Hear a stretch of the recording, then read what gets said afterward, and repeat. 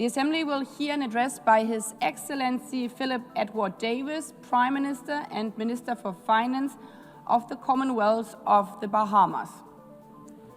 I request protocol to escort His Excellency and invite him to address the Assembly.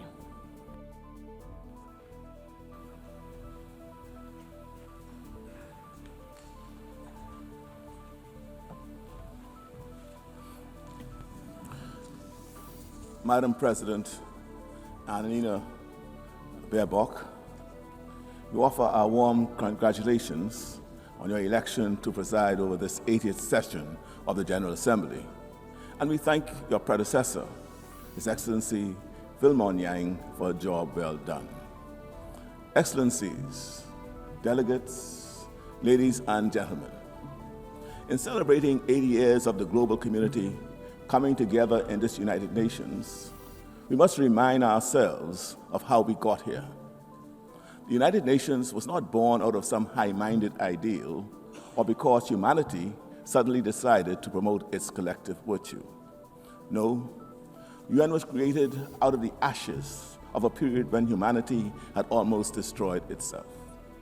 The blood-soaked trenches of the First World War, brought about by the rivalries between the great powers of the day, the collapse of the League of Nations, made impotent because of the refusal of the major powers to participate, the despair of the Great Depression, the rise of fascist ambition, which led to the devastation of the Second World War, the terror of atomic weapons. These are the foundation of the United Nations. Over 100 million died, many more driven into poverty. I recite these histories because that is not a world we wish to return to. We are in danger of being doomed to repeat the brutal history lessons. When nations go their separate ways, history teaches us that this disaster eventually follows. When nations stand together, survival and prosperity become possible.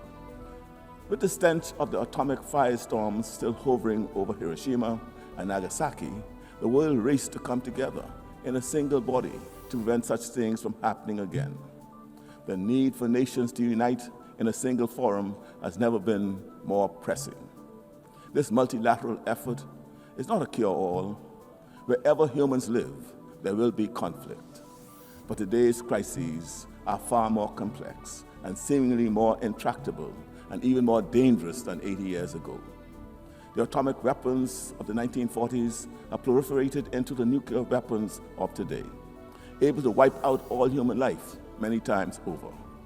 Diseases now cross oceans in a day, potentially leading to pandemics that can last for years.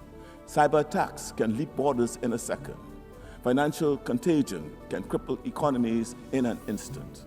And climate change, yes, climate change, whose storms and rising seas and fires and floods make no distinction between rich or poor, strong or weak, can devastate us all. No single nation acting on its own can resolve these.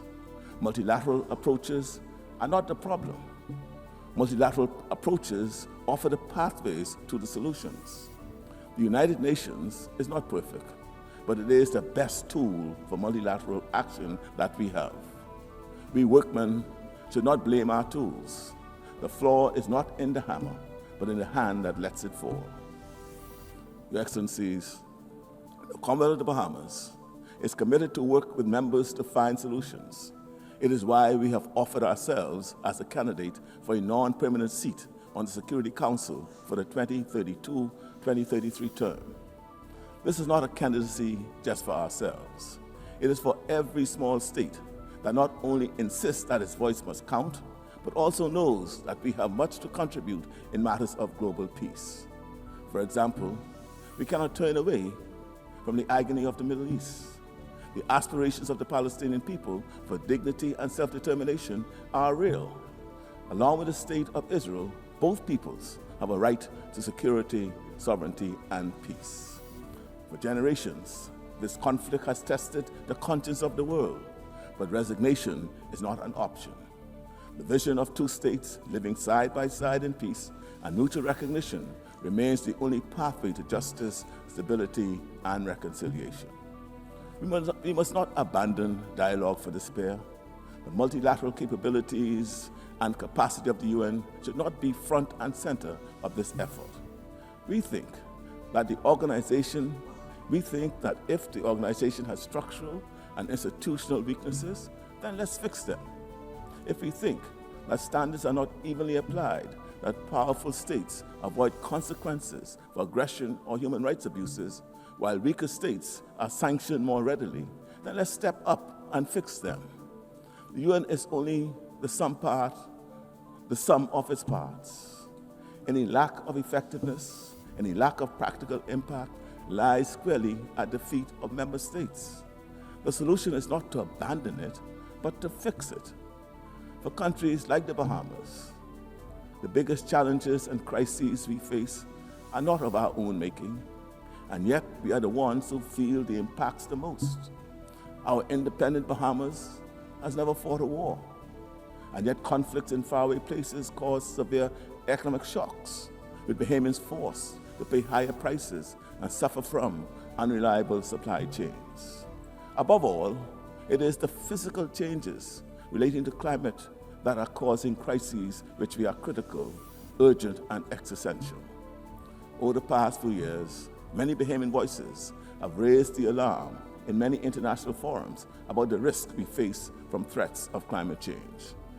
We do not have the luxury of restarting an esoteric conversation about the causes of climate change. Our living reality means that we simply do not have the time. As I speak to you today, this morning, right now, a tropical storm is moving up our chain of islands. We hope, we pray that we are lucky. But can we remain lucky every season, every single year? We know what we need to do. We need to adapt and to make ourselves more resilient. But even with the best intentions, a small island state like ours, with a population of around 400,000 people and an economy of approximately $12 billion, we do not have the resources. We have one of the cleanest air in the world and emit far less than 1% of carbon generated by human activity. So we have to rely on others to also adapt. Is it really too much to ask of those most responsible to change their behavior so that the rest of us might have a better chance at survival?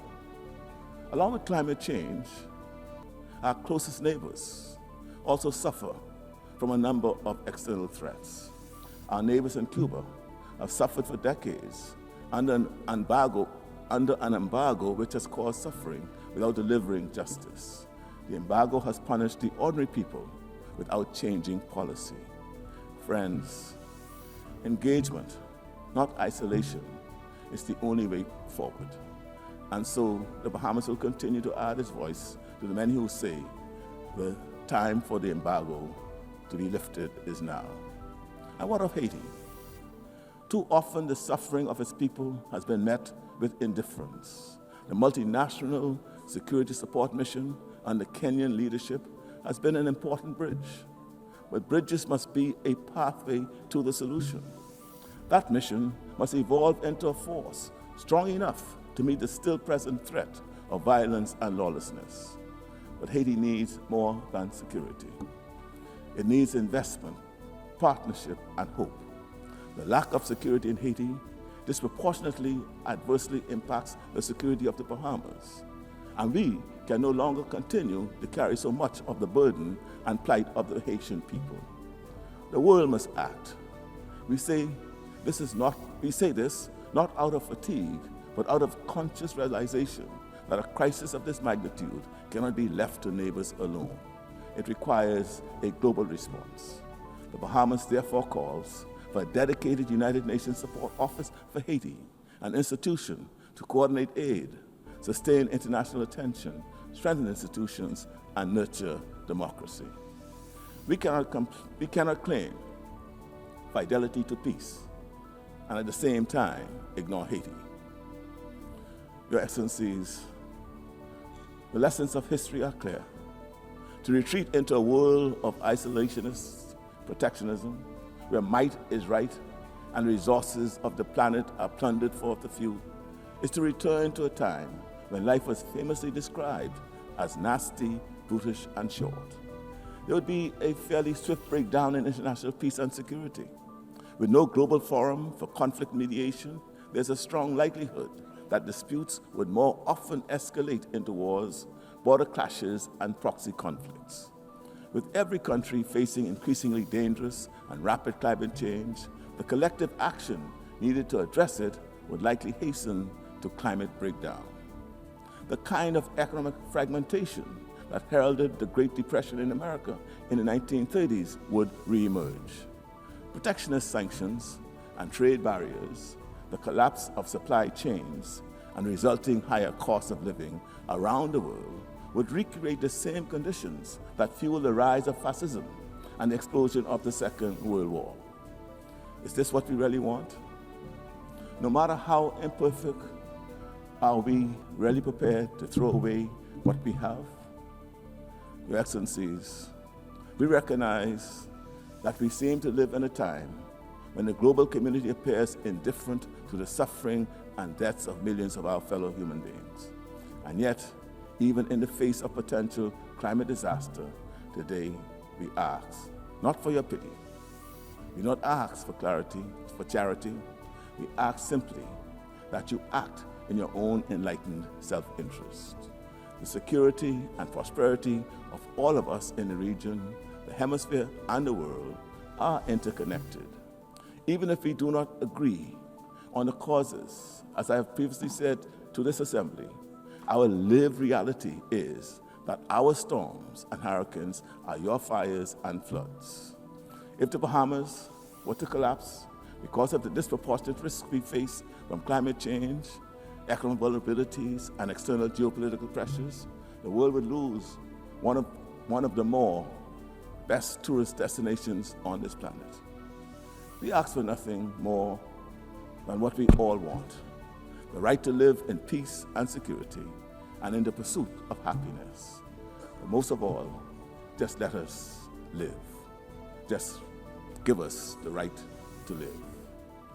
Thank you.